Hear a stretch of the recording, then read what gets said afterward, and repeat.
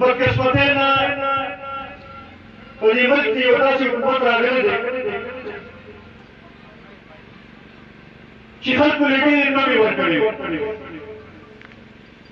خصوصا د ځوانانو له ډېر زیات توقعات اوچت کړي د حکومت کې راتلو نه مخکې د نوي پاکستان جوړولو خبرې پرې کړې وې د مدینې د ریاست جوړولو خبرې کړې وې د 1 لک نوکرو ورکولو خبرې کړې وې 1 کروڑ نوکرو ورکولو خبرې کړې وې د 50 لکه کورونو جوړولو خبرې کړې وې خو 3 کاله تېر شو په دې 3 کاله کې په دغې وعدو باندې یا په دغې خبرو باندې عمل مو نه لید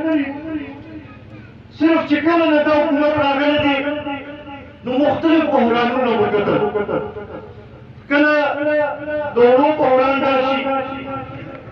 کله د چینو بحران راشي کله د پټرولو بحران راشي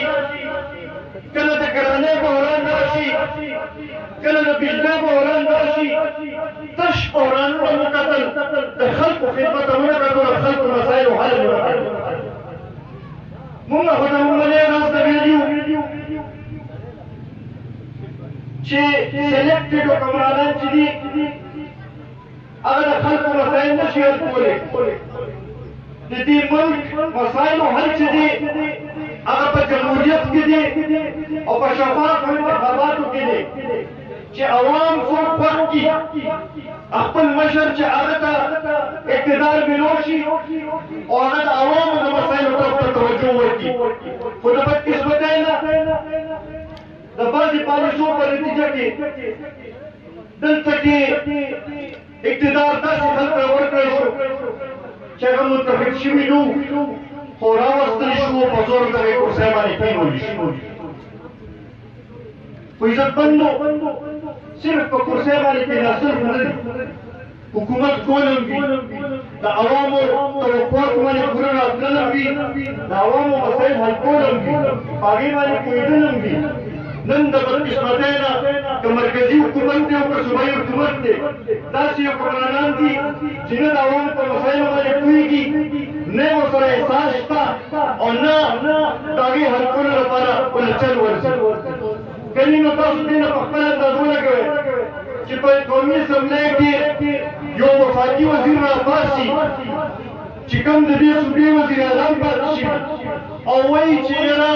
ما ته یو غریب وښایه په زما صوبې کې زه به استعفا ورکړم او ما ته دا وښایه چې دا ګراني دښمنه او زما په صوبې کې ما ته یو کچه کوټه وښایه نو زه به زما استعفا ورکړم که دا احساس و دا د کابینې کې ناست خلکو دا سوچي د تعمیر او موږ سره موجود چې به زموږ مسایل نن زه دا ویل غواړم چې پرویز خټک صاحب ډېر معذرت سره تا خو 15 کاله د صوبې وزیر اعلی پاتې شوي اوس د دفاع وزیر وفاقي وزیر راشه دې مومن ته دې دانش کو ته راشه دلته کې ته خلکو دا غربت ولیده د دې دا حالات ولیده بیا به تا ته احساس راشي چې دا خدای قسم ګیرې کې لګیا دي کومه ګراني ده کوم دلته کې بېروزګاري ده کومه پسماندګي ده هغه به تا ته احساس کېږي تا ته په اسلامآباد کې خو تا ته به غربت نه ښکاري تا ته به پسماندګي نه ښکاري خو دلته کې دې دانش ګل کې دې مومن کې دې غریبانانو ته تپوس وکړه دلته کې ملي دا حالات وګوره هغه به تا ته احساس کېږي عزتمندو دغه شانته که وګورو کله چې دا قبایل ضبط کېدل موږ ټول خوشحاله وو په دې باندې چې موږ وایو چې دې خلکو ته وحدت راشي بل ورسره دلته کې به شعور راشي او دلته کې به ترقي خو د بدقسمتۍ نه داسې حکومت راغی چې مرکزي سطح باندې چې هغوی ته مې وعدې کړې وې کاغه د سره ورکړو هر کال ورکولو لپاره خبره وه کاغه دلته کې حقوق ورکولو خبره وه اسانتیا پیدا کولو خبرې وې دلته کې د ترقۍ خبرې وي که دلته کې د صحت او د تعلیم سهولتونو ورکولو خبرې وي د سکلو اوبو ورکولو خبرې وي د نور داسې ضرورتونو چې دي هغې طرف ته توجه ورکولو خبرې وي هغې طرف ته دې حکومت او توجه نشته نن د بدقسمتۍ نه هغه خلک هغه قبایل هغه زمونږ وروڼه هغه زمونږ مشران هغه زمونږ ځوانان هغه زمونږ میندې چې چا ډېره تمه وه چېرې چې مونږ د صوبې حصه شو نو زمونږ مسایل به حل کېږي نن هغوی کې مایوسي پیدا کېږي لږه زه ورته دا غواړم چې دې طرف ته توجه ورکولو ضرورت دی دې وخت کې ټولو کې اهم مسله زمونږ دا وروڼه دي دا زمونږ عزیزان دي دا زمونږ خلک دي چې د دوی دا کوم جذبات چې دي دا منظور نه شي د دوی کوم خواهشات چې دي د دوی چې کوم سوچ دی چې دې ته نقصان ورنسي دغې طرف ته پکار چې مونږ یې توجه ورکړو که ني نو بیا به نوره مایوسۍ کې اضافه کېږي او هغه به هېڅ چا لپاره بیا ښه دی دې قبایلو ډېرې قربانۍ ورکړې د پاکستان په جوړېدو کې دوی یو ډېر لوی کردار ادا کړی دی د هغې نه پس ته مختلف مراحل چې راغلي دي په هرې مرحلې کې دې قبایلو ډېرې قربانۍ ورکړې دي بیا خصوصا د تېر شل پنځه کاله راسره چې دلته که کوم اور لګېدلو په هغې کې دې قبایلو وینې تویې شوې مشران زمونږ شهیدان شو میندې خویندې زمونږ ورونډې کونډې شوې زمونږ بچي چې دي شهیدان شو وینه زمونږ تویې شوه خو بدقسمتۍ نه هم پښتون چې دی هغه دهشتګردم شو هم پښتون چې دی هغه بدنامم شو او وینه زمونږ تویې شوه نن دا پښتانه چې دي دا غواړي چې یاره مونږ چې دا کومې قربانۍ ورکړې دا کوم طریقې سره چې په خپل کور کې مونږ بېکوره شي وو مونږ کډوال شي وو چې د هغې مونږ احساس ټیکنالوژ شي د ریاست په طرف ته یو احساس وشي چې او تاسو قرباني ورکړې ده او دوی په سر باندې لاس کېښودلي تر بدقسمتۍ نه یو طرف ته حکومت داسې دی او بل خوا ته عموما نیتنسۍ کې دا کوم دې وخت مشران چې دي هغه داسې دي چې یو طرف ته حکومت ته هغه څه نه میلاویږي او چې سړک ډېر میلاو شي نو زمونږ میډیګان پیګان صاحبان چې دی په هغې باندې پیګانې اخلي او په دې دغه کې دي چې د فلاني نمبرې جوړې نه شي او د فلاني نمبرې جوړ نه شي بهی دې وخت کې د نمبرو خبره نه ده دې وخت کې د دې خلکو د خدمت وخت دی د دې خلکو د مشکلاتو حل کولو وخت دی د دې خلکو چې کوم دلته کې ضرورتونه دي چې هغه موږ رد کړو هله به موږ وایو چې زمونږ نمبرې جوړې شوې خو چې دا خلک خفه دا خلک چې دې مایوسه نو په هغې باندې که ته ډېر بوډ نه ولګې ستا نمبرې نه جوړېږي په دغې باندې ستا سیاست نشي چلېدی عزتمندو شروع کې جمال خان هم دا خبره وکړه حاجي صاحب هم سید عمر صاحب هم دا خبره وکړه ستاسو عزیزان مونږ سره په تنګي تاثیر کې آباد نن شل پنځه کاله مخکې د تنګي تاثیر صورتحال هم تاسو ته معلوم التم چې دی بجلی نه وه التم روډ نو التم سکول نو التم هسپتالونه نه وو التم سوی ګیس نو خو نن چې راشئ نو ورکوټې کلي کې بجلی شته ورکوټې کلي کې سکول شته هسپتالو ته میسر دی ګیس را رسېدلی دی نور سهولتونه ورته هلته کې موجود دي او که هلته کې د ماشوم بچي نه هم تپوس وکړئ نو هر یو کس که هغه د هرې پارټۍ سره تعلق ساتي تاسو ته به وایي چې دا مونږ له جناب افتاب احمد خان شیرپور یا شهید وطن حیات احمد خان شیرپور دا مسله حل کړې ده نو مونږ تاسو ته دا واده تاسو سره کوو دا نور تاسو سره کوو چې ستاسو دا غربت ستاسو دا مسایل ستاسو دا پسماندګي مونږ لیدلې ده مونږ هلته کې ستاسو عزیزانو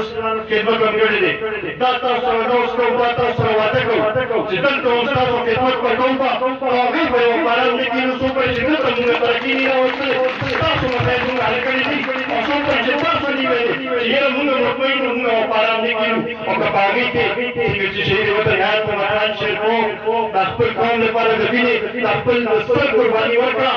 نو که د سر قرباني ضرورت وي سر قرباني به ورکوو خو تاسو عزتمندو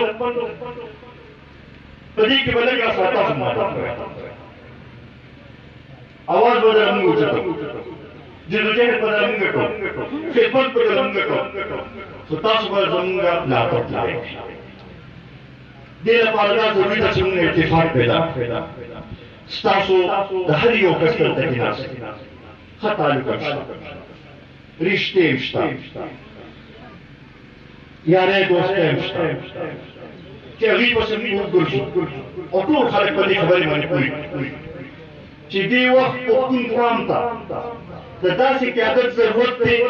چې هغه د دې قوم په مسلو پوهېږي او هغه مسایل حل کولی شي او دې وخت سره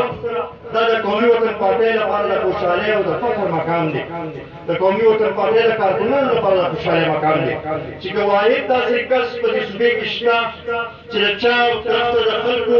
سترګې دي چې د چا د خلکو دا تمه کېږي چې هغه زموږ مسایل حل کولی شي هغه پښتنو په مسایلو پوهېږي هغه واحد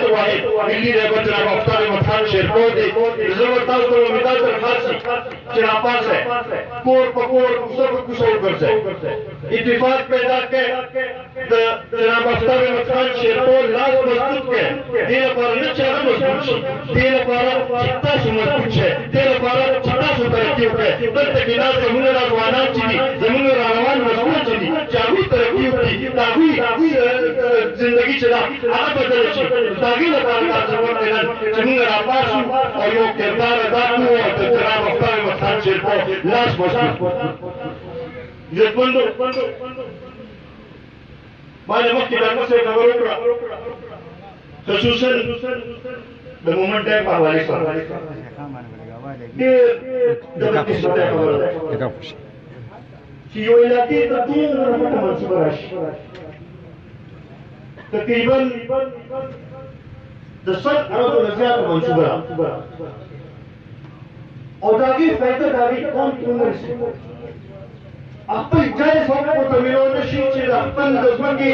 چې هغوی قرباني ورکوي د خپل کورونه چې کوم قرباني ورکوي چې د هغې ورته صحیح موقع میلاو شي بیا په هغې کې کم از کم روزګار ورته میلاو شي او بیا د هغې پوره فایده په بیا نه شي درته کېدې خورې ته ورسي دا ډېر د افسوس خبره دا منصوبه نن 6 کاله مخکې په 2002 کې زموږ مشر ورکړی وه او یو دې سوچ سره یې کړې وه چې د دې فایده په مومندو ته او چارسدي ته رارسي او د هغې خلکو ته به فایده رسي دلته به اوبه میلاو شي د زمیندارۍ چې دی هغې کې به اسانتیا شي د سترو اوبه به میلاو شي خلکو ته به روزګار میلاو شي ارزانه بجلي به پیدا شي د هغې سره به خلکو ته سهولت میلاو شي خو بدقسمتۍ نه داسې خلک راغلي دي چې هغوی په دې خبرې باندې نه پوهېږي چې بهی یو منصوبه دومره لویه منصوبه موږ روړو او د هغې فایده چې خلکو ته ورسي نو څومره هلته کې 100 اربه به ولګېد 200 اربه ولګېد 300 اربه د هغې 300 اربه څه فایده عزتمندو دا تاسو سره عهد دی دا تاسو سره لوز دی چې کله موقع میلاو شه په دې کې به ستاسو دا حق چې دی دا به تاسو لپاره ګټو کوو انشاءالله ستاسو حق به تاسو ته ومیلادېږي او دې لپاره به هر میدان باندې به موږ اواز وکړو دغه شان دی ما د مخکې خبره دلته کې د خاصدارو موشو نور هم کوم کورونو کوم چې انتظامي طور باندې دوی ویلي وو چې یاره موږ به سهولتونه ورکوو هغې یو باندې معاشات دی بنا شوی خاصدارو دې دغه باندې دې لپاره به اواز وکړو او انشاءالله دا زما یقین دی چې دا به حل کېږي به او انشاءالله دې لپاره به موږ پوره دغه کوو چې دا کوم کسان پاتې دي چې هغوی ته پوره خپل حق میلاو شي او سره نورو خلکو ته چې روزګار میلاو شي نور دلته کې ما په لاره کې ډاکټر صاحب ته وویل چې ما د مومند قوم نه محنتي قوم نه دی کتلی که نن موږ ګورو په پېښور کې د پېښور په جوړېدو کې د پېښور په آبادۍ کې د مومند قوم ډېر یو لوی لاس دی نن د کراچۍ په آبادۍ کې د کراچۍ په رڼاګانو کې د مومند قوم ډېر لوی لاس دی اوس خو تاسو لاهور ته ولاړ شئ نو هلته کې یو ډېر تعداد ستاسو د وروڼو ستاسو د عزیزانو آباد دی او د هغه ځای خدمت کوي لګیا دي او د هغه ځای هلته کې خپل وخت تېروي لګیا دي پنډۍ کې شته نو دونه محنتي خلک نشته چې لږ ورته توجه ورکړی شي لږ دوی سره سهولت ورته ورکړی شي نو دوی ځان له خپله بیا لاره جوړوي او بیا ځان له خپله روزګار پیدا کوي او خپله سلسله به کوي انشاءالله تاسو هم له تاسو سره روز دی چې پوره به تاسو سره زموږ مرسته به وي ستاسو سره به ورورولي وي او انشاءالله تاسو سره ټول مکمل توجه وي او ستاسو د ابادۍ ستاسو د ترقۍ لپاره چې څه کولو ضرورت دی هغه به کوو انشاءالله او دا تاسو ته لازم چې تاسو راپاسئ تاسو پارټي مضبوطوئ د ملک لپاره هم یو خپل کردار ادا کوئ او انشاءالله دا پښتون قوم چې دا د ترقۍ په لار روانه وي زه په دې باندې تاسو ته معذرت غواړم چې نن 15 ورځې مخکې دا پروګرام وکړو بیا څه وجوهاتو باندې په آخري موقع باندې دا پروګرام کینسل شو زما ډاکټر صاحب ته ډېر بار مې دغه کو چې د دانشپور ته زما تلو ډېر خواهش دی ډېر شوق مې دی نن ډېر زیات خوشحاله شوم چې دلته کې رالو تاسو سره ملاقات هم وشو په ګرمۍ کې ناست دی په هغې باندې معذرت نه غواړم خو زه کم از کم یو بل سره لیدل کتلو شو ستاسو د خدمت لپاره ستاسو د مسایلو د حل لپاره په هر وخت کې حاضر یو انشاءالله دا ورونی چې دا به نور هم چې دې مضبوطه به نور به هم زیاتر به نن دلته کې زه راغلی یم انشاءالله دا ته مننه تاسو هم ورته راځئ به دې تلو راتلو سره به نور هم دا نور زیاتېږي به بار به راځو خو دې کې به تاسو باندې که څه غم راشي څه دغه راشي هغې کې به موږ راځو هلته به تاسو راځئ انشاءالله دا پارټي به همداسې مضبوطه وبه دې زموږ دا توقع ده چې دا مومن ضلع چې ده دا موږ داسې ګڼو چې دا زموږ کور دی او دې له موږ توجه ورکول غواړو موږ دا غواړو چې دلته کې هغه د MLA سیټ وي او هغه د MPA سیټ وي چې هغه صرف او صرف د قومي او طبقاتي کارکنان وګڼي نو هغه به چې موږ صحیح طریقې سره هغه کولیږو او انشاءالله بیا به تاسو وینئ چې کله موږ ته اقتدار ملو شي کله موږ ته موقع ملو شوه انشاءالله تاسو وینئ چې ستاسو د ترقۍ لپاره او ستاسو د مسایلو د حل لپاره موږ څه کوو دا به تاسو ګورئ انشاءالله